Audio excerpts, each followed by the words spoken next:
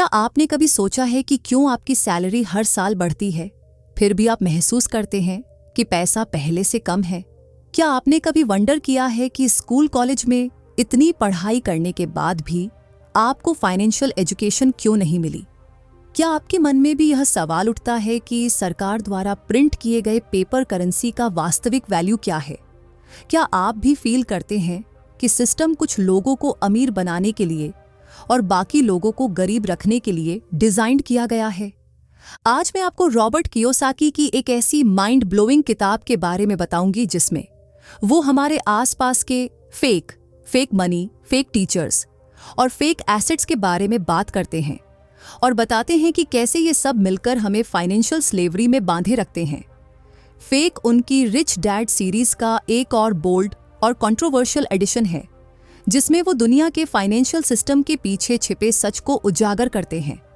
क्या आप जानते हैं कि 1971 से पहले अमेरिकन डॉलर का वैल्यू गोल्ड से बैक था, लेकिन फिर निक्सन एडमिनिस्ट्रेशन ने गोल्ड स्टैंडर्ड को खत्म कर दिया और डॉलर सिर्फ एक पेपर करेंसी बन गया जिसकी वैल्यू सिर्फ सरकार के भरोसे पर टिकी है। कियोसाकी के अनुसार यह फेक मोनी का जन्म था, एक ऐसी करेंसी जिसकी कोई इंट्रिंसिक वैल्यू नहीं है और जिसका वैल्यू सरकार जितना चाहे प्रिंट कर सकती है। क्या आपको कभी अपने स्कूल और कॉलेज के टीचर्स से सवाल करने का मौका मिला है कि वे आपको बचत, टैक्स, इन्वेस्टमेंट और वेल्थ क्रिएशन के बारे में क्यों नहीं सिखाते? क्यों हमारी फॉर्मल एजुकेशन सिस्टम में फाइनेंशियल एजुकेशन की इतनी कमी है? कियोसाकी इन्हें फेक टीचर्स कहते हैं, ऐसे एजुकेटर्स जो खुद फाइनेंशियल एजुकेशन से वंचित हैं और इसलिए छात्रों को भी नहीं सिखा पाते। वे बताते हैं कि कैसे हमारा एजुकेशन सिस्टम हमें अच्छी नौकरी पाने के लिए तो तैयार करता है, लेकिन फाइनेंशियली इंडिपेंडेंट बनने के लिए नहीं। और तीसरा फेक एसेट्स।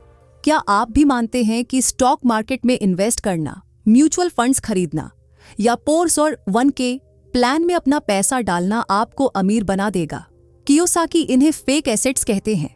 उनका मानना है कि ये एसेट्स सिर्फ पेपर पर हैं और उनकी वैल्यू मार्केट सेंटिमेंट्स और मैनिपुलेशन पर निर्भर करती है। इसके विपरीत वे रियल एसेट्स जैसे रियल एस्टेट, बिजनेस और प्रीसियस मेटल्स में इन्वेस्ट करने की सलाह देते हैं। इस किताब में कियोसाकी 2008 के फाइनेंशियल क्राइसिस के पीछे के कारणों का भी विश्लेषण करते हैं और बताते हैं कि कैसे बैंक्स, वॉल स्ट्रीट और गवर्नमेंट की मिलीभगत ने मिडिल क्लास अमेरिकन्स को बर्बाद कर दिया। वे चेतावनी देते हैं कि अगला क्राइसिस पिछले से भी ज्यादा डेवस्टेटिंग होगा और इससे बचने के लिए लोगों को फेक सिस्टम से बाहर निकलकर रियल एसेट्स में इन्वेस्ट करना होगा। क्या आपने कभी महसूस किया है कि बैंक में पैसा रखने पर आपको मिलने वाला ब्याज दर मुद्रास्फीति दर से कम है? यानी आप हर साल पैसे गंवा रहे हैं, बचा नहीं रहे। कियोसाकी आपको सिखाते हैं कि कैसे इस फेक इकोनॉमिक सिस्टम में अपने पैसे को ग्रो करे और वेल्थ क्रिएट करे, न कि सिर्फ सर्वाइव करे। लेकिन इस किताब को कई क्रिटिक्स ने कंट्रोवर्शियल भी कहा है।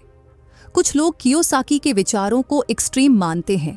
क्या आपने महसूस किया है कि कई बार ट्रूथ को पहले डिनाइड किया जाता है, फिर मजाक उड़ाया जाता है और फिर स्वीकार किया जाता है? शायद कियोसाकी के विचार आपको अभी परेशान करें, लेकिन भविष्य में वे सही साबित हो सकते हैं।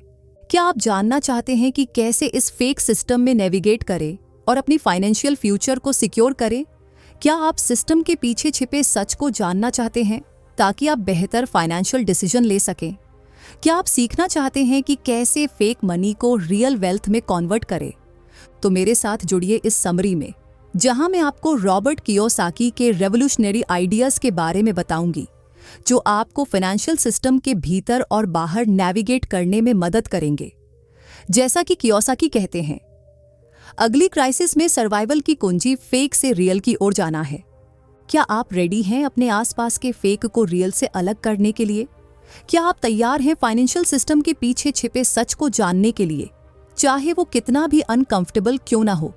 तो चलिए इस आई ओपनिंग जर्नी पर चलते हैं और अपनी फाइनेंशियल नॉलेज को नई ऊंचाइयों तक ले जाते हैं। एक फेक वर्ल्ड में जीना। आज हम एक ऐसी दुनिया में जी रहे हैं जहां फेक चीजें हर जगह हैं। Fake news, fake food, fake medicine और सबसे महत्वपूर्ण फेक मनी और फेक एसेट्स। रॉबर्ट कियोसाकी के अनुसार 1971 में अमेरिकी प्रेसिडेंट रिचर्ड निक्सन ने गोल्ड स्टैंडर्ड को हटाया, जिसके बाद डॉलर गोल्ड के बजाय सिर्फ एक पेपर करेंसी बन गया। इसका मतलब है कि अब सरकार जितना चाहे उतना पैसा प्रिंट कर सकती है बिना किसी रियल वैल्यू के बैकअप के। यह तब से एक फेक करेंसी बन गई है जिसे हम अपनी लाइफ चलाने के लिए इस्तेमाल करते हैं। आप सोच रहे होंगे, अगर पैसा ही फेक है तो मैं क्या करूं?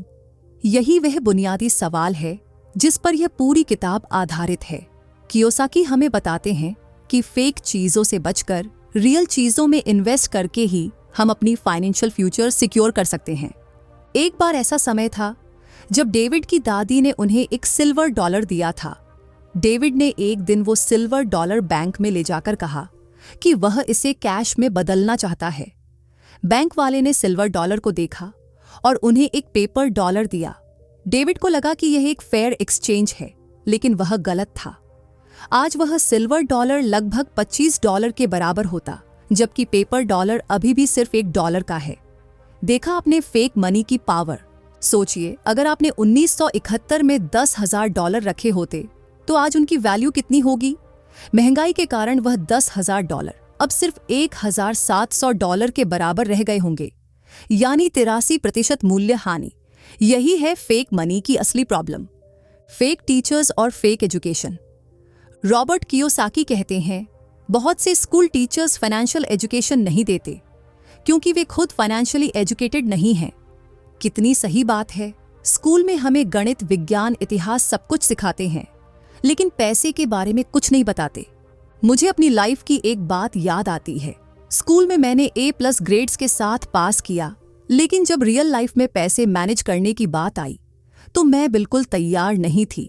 स्कूल ने मुझे कभी नहीं सिखाया कि टैक्स कैसे भरें, इन्वेस्टमेंट कैसे करें या रिटायरमेंट के लिए कैसे प्लान बनाएं। ये एक तरह की फेक एजुकेशन है ना? कियोसाकी के अनुसार स्कूल हमें सिखाते हैं कि नौकरी पाकर, पैसे बचाकर, ज्यादा कर्ज से बचकर, डाइवर्सिफाई करके और लॉन्ग टर्म के लिए इन्वेस्ट करके हम फाइनेंशियली सफल हो सकते हैं। लेकिन यह ओल्ड फैशन एडवाइस आज के वर्ल्ड में काम नहीं करती। यह भी एक तरह का फेक एजुकेशन ही है।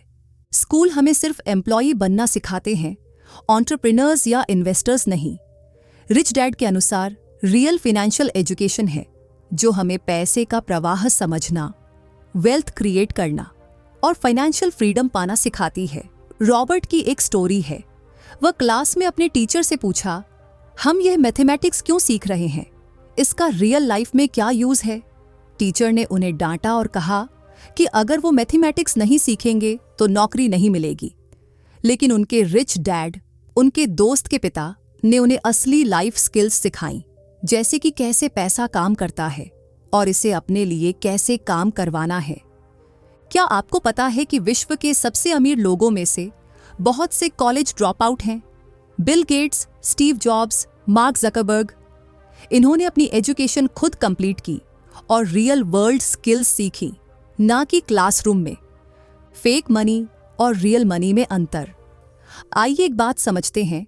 जिस मनी को हम प्यार से रुपये, डॉलर या यूरो कहते हैं, वह असल में करेंसी है, न कि मनी।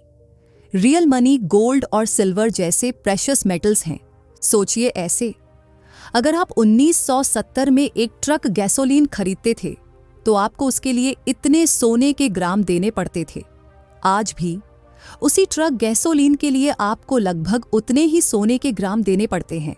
ग्राम्स की जरूरत पड़ेगी, लेकिन डॉलर में उसकी वैल्यू 20 से 30 गुना ज्यादा हो गई है। ये दिखाता है कि गोल्ड ने अपनी वैल्यू बनाए रखी है, जबकि करेंसी डिवैल्यू होती जाती है। कियोसाकी हमें बताते हैं कि 1971 से पहले डॉलर भी गोल्ड से बैक्ड थे। इसका मतलब था कि आप डॉलर को गोल्ड में बदल सकते थे। लेकिन 1971 के बाद निक्सन ने इस सिस्टम को बदल दिया और डॉलर एक फियाट करेंसी बन गई, यानी सिर्फ सरकार के वादे पर आधारित। इसके बाद फेडरल रिजर्व ने ट्रिलियंस डॉलर प्रिंट की, जिससे उनकी वैल्यू कम होती गई और इन्फ्लेशन बढ़ता गया। अब आप सोच रहे होंगे, तो क्या मुझे सारे पैसे गोल्ड में बदल देने चाहिए? नहीं, कियोसाकी ऐसा नहीं कहते। वह कहते हैं कि हमें अपने मनी को डाइवर्सिफाई करना चाहिए और रियल एसेट्स में इन्वेस्ट करना चाहिए। एक बार एक डॉक्टर ने अपने पूरे टैक्स सेविंग प्लान में $5 लाख इन्वेस्ट किए और जब उनकी रिटायरमेंट का वक्त आया तब स्टॉक मार्केट क्रैश हो गया और उनके पास सिर्फ $1 लाख बचे। उन्होंने सिस्टम पर भरोसा किया था, लेकिन वह सिस्टम फेक था। अगर उन्होंने रियल एसेट्स में इन्वेस्ट किया होता तो ऐसा नहीं होता। Fake assets versus real assets.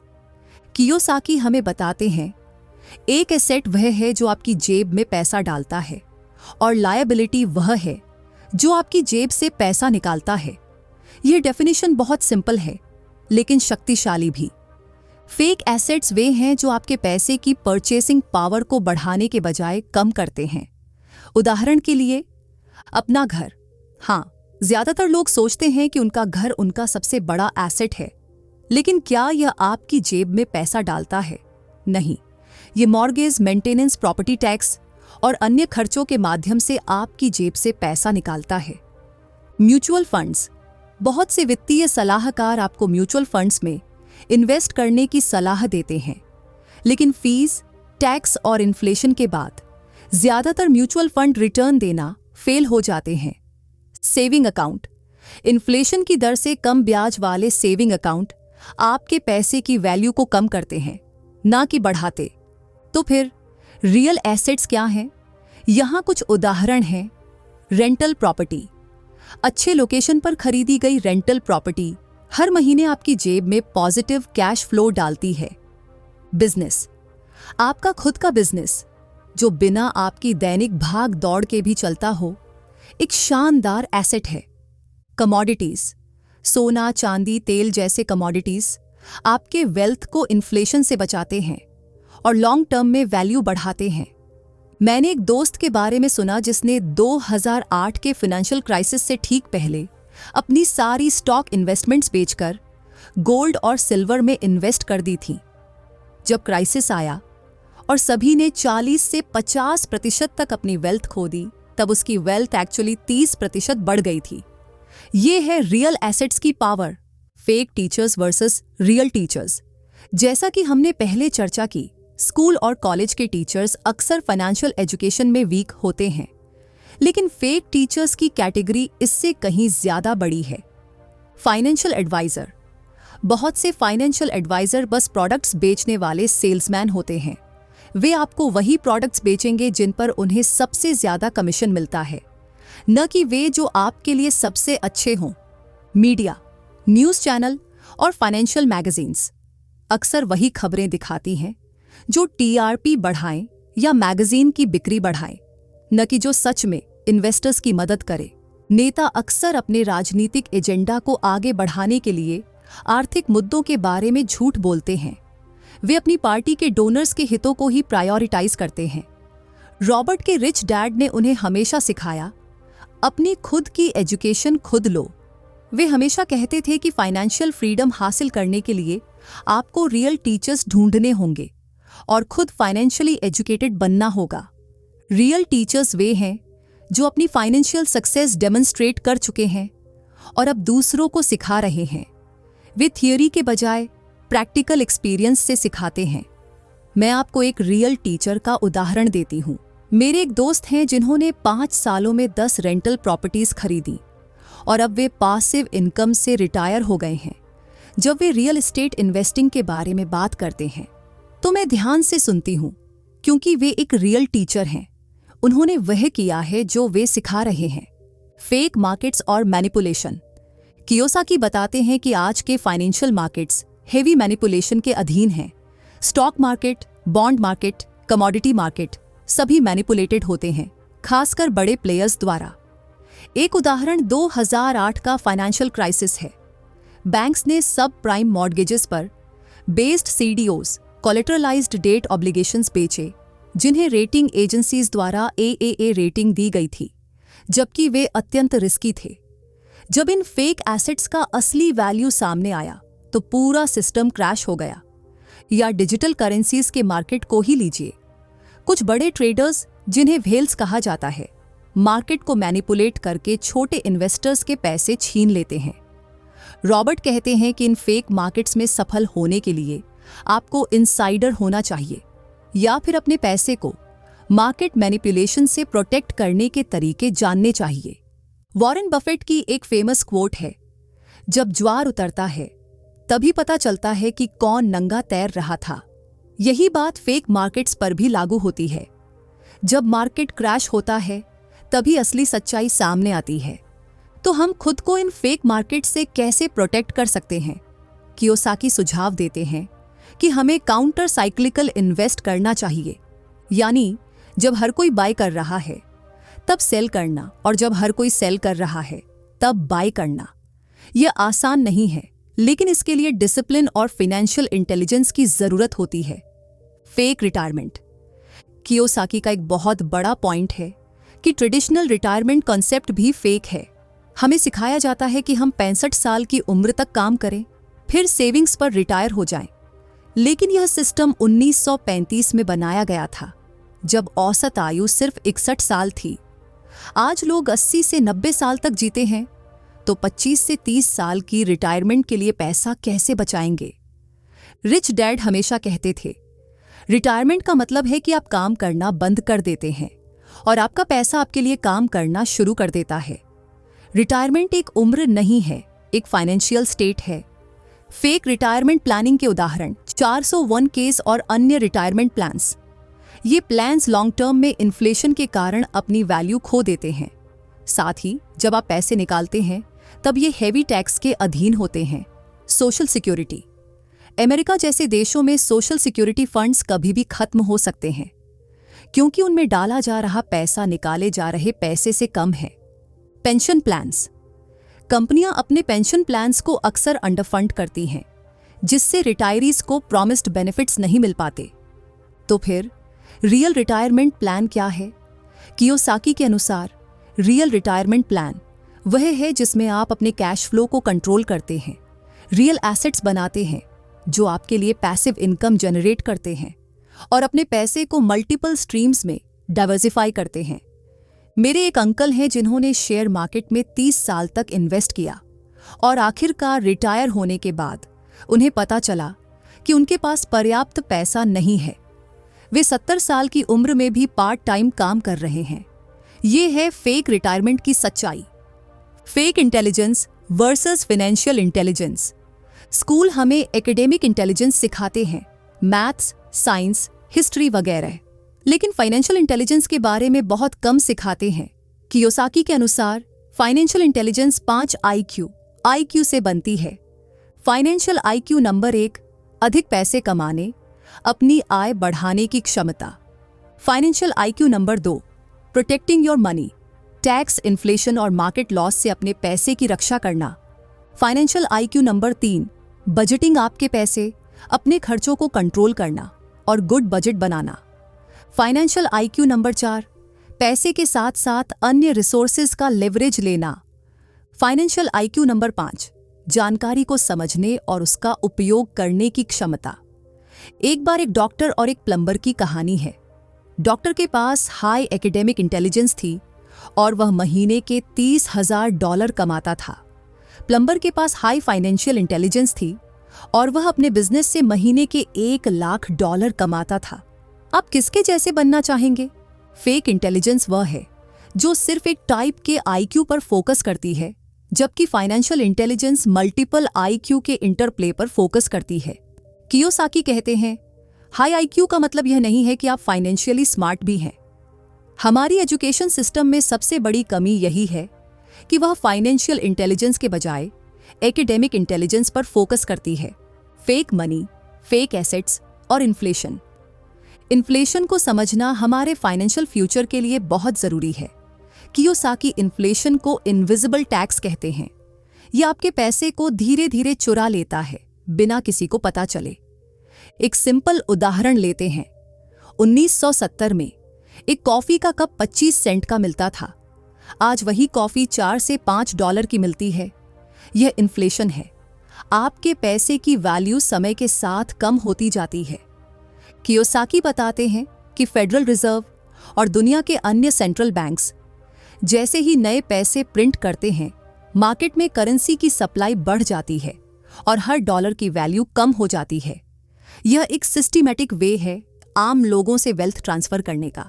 मैंने 2008 के क्राइसिस के बाद देखा कि कैसे फेडरल रिजर्व ने ट्रिलियंस डॉलर आर्थिक बचाव पैकेज के रूप में मार्केट में डाले। इससे स्टॉक और रियल एस्टेट प्राइस बढ़ गए, लेकिन साधारण लोगों की परचेसिंग पावर कम हो गई। यह है इन्फ्लेशन का असली चेहरा। कियोसाकी का मानना है कि हमें इन्फ्लेशन से बचने के लिए फेक एसेट्स जैसे सेविंग्स अकाउंट्स, बॉन्ड्स से बचना चाहिए और इन्फ्लेशन प्रूफ एसेट्स जैसे गोल्ड, सिल्वर और रेंटल रियल एस्टेट में इन्वेस्ट करना चाहिए। एक अच्छा रूल ऑफ थंब है, यदि मनी सप्लाई बढ़ रही है तो आपको अपनी डेट रिड्यूस करनी चाहिए और हार्ड एसेट्स खरीदने चाहिए। रियल फाइनेंशियल एजुकेशन क्या है?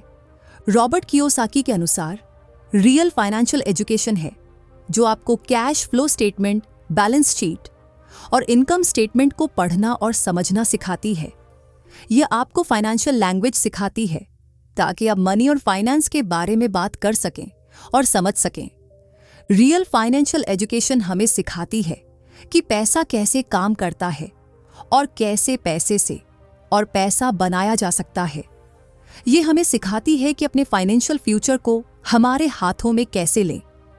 रॉबर्ट के रिच डैड ने उन्हें सिखाया था कि पैसा एक गेम है और हर गेम की तरह इसके भी नियम होते हैं। अगर आप नियम जानते हैं तो आप जीत सकते हैं, अगर नहीं जानते तो हारेंगे। कियोसाकी कहते हैं कि रियल फाइनेंशियल एजुकेशन के 3 मुख्य भाग हैं: अकाउंटिंग, फाइनेंशियल स्टेटमेंट्स को पढ़ना और समझना, इन्वेस्टिंग, पैसे से और पैसा बनाने की स्ट्रैटेजी, मार्केट अंडरस्टैंडिंग, मार्केट कैसे चलता है और उसका लेवरेज कैसे लिया जाए। आप सोच रहे होंगे, मैं इस शिक्षा को कहां से प्राप्त करूं? अफसोस की बात है कि यह स्कूल या कॉलेज में नहीं सिखाया जाता। आपको इसे खुद सीखना होगा, बुक्स पढ़कर, कोर्सेस करके, मेंटर्स से मिलकर और सबसे महत्वपूर्ण प्रैक्टिकल एक्सपीरियंस से। How to survive in a fake world. अब सवाल यह है, इस फेक वर्ल्ड में हम अपने आप को कैसे प्रोटेक्ट करें? कियोसाकी हमें कुछ प्रैक्टिकल स्टेप्स देते हैं। फाइनेंशियली एजुकेटेड बने, यह आपका प्राइमरी डिफेंस है। जिन चीजों को आप समझते हैं वे आपको नुकसान नहीं पहुंचा सकती। रियल एसेट्स खरीदें, ऐसे एसेट्स जो आपकी जेब में पैसा डालते हैं, न कि बाहर निकालते हैं। फेक एसेट्स से बचें, schemes, get rich quick opportunities और ऐसी इन्वेस्टमेंट से बचें जिन्हें आप फुली नहीं समझते। मल्टीपल इनकम स्ट्रीम्स बनाएं, जॉब, बिजनेस, इन्वेस्टमेंट्स, रॉयल्टीज से इनकम स्ट्रीम्स बनाएं। सेलेक्टिव बिकमिंग, अपनी टीम को केयरफुली चुनें। फाइनेंशियल एडवाइजर्स, अकाउंटेंट्स और अन्य प्रोफेशनल्स जिन पर आप भरोसा करते हैं, उन्हें सावधानी से चुनें। डाइवर्सिफाई करें, अपने पैसे को अलग अलग एसेट क्लासेस में डाइवर्सिफाई करें, लेकिन केवल उन्हीं में जिन्हें आप समझते हैं। मैंने अपनी खुद की फाइनेंशियल एजुकेशन से शुरुआत की और धीरे धीरे मैंने अपनी इन्वेस्टमेंट पोर्टफोलियो बिल्ड की। मैंने कुछ स्टॉक्स और म्यूचुअल फंड्स में इन्वेस्ट किया, लेकिन साथ ही कुछ रेंटल प्रॉपर्टीज भी खरीदी। मैंने देखा कि मेरी रेंटल प्रॉपर्टीज से मिलने वाला कैश फ्लो स्टॉक मार्केट में इन्वेस्ट करने से मिलने वाले रिटर्न से कहीं ज्यादा रिलायबल था। कंक्लूजन, दोस्तों, हमने आज देखा कि हम एक फेक वर्ल्ड में रह रहे हैं जहां fake money, fake education, fake assets और फेक टीचर्स हर जगह मौजूद हैं। लेकिन रॉबर्ट कियोसाकी की किताब फेक हमें इन चीजों से निपटने का तरीका सिखाती है। याद रखिए, फाइनेंशियल फ्रीडम के लिए आपको सिर्फ हार्ड वर्क नहीं बल्कि स्मार्ट वर्क की भी जरूरत है। आपको फाइनेंशियली एजुकेटेड बनना होगा और अपने पैसे को रियल एसेट्स में इन्वेस्ट करना होगा जो लॉन्ग टर्म में फ्रीडम और सिक्योरिटी प्रदान करे। एक अंतिम सलाह, अपनी खुद की फाइनेंशियल एजुकेशन खुद लें, किसी और पर डिपेंड न करें, खासकर फेक टीचर्स पर। पढ़ें, सीखें, प्रैक्टिस करें और धीरे धीरे अपना फाइनेंशियल IQ बढ़ाएं। अगर आप इस समरी को पसंद करते हैं तो प्लीज मेरे चैनल को सब्सक्राइब करें और इसे अपने दोस्तों के साथ शेयर करें। रिमेंबर, वेल्थ उनके पास जाती है जो फाइनेंशियल नॉलेज और विजडम रखते हैं। मेरा नाम आपका नाम है और मैं आपकी फाइनेंशियल एजुकेशन जर्नी में आपकी मदद करने के लिए हमेशा यहाँ हूँ। अगली बार फिर मिलेंगे एक और बेस्ट सेलर बुक के समरी के साथ। तब तक के लिए अपने पैसे को स्मार्टली मैनेज करें और फेक से रियल की ओर जाएं। धन्यवाद और शुभकामनाएं।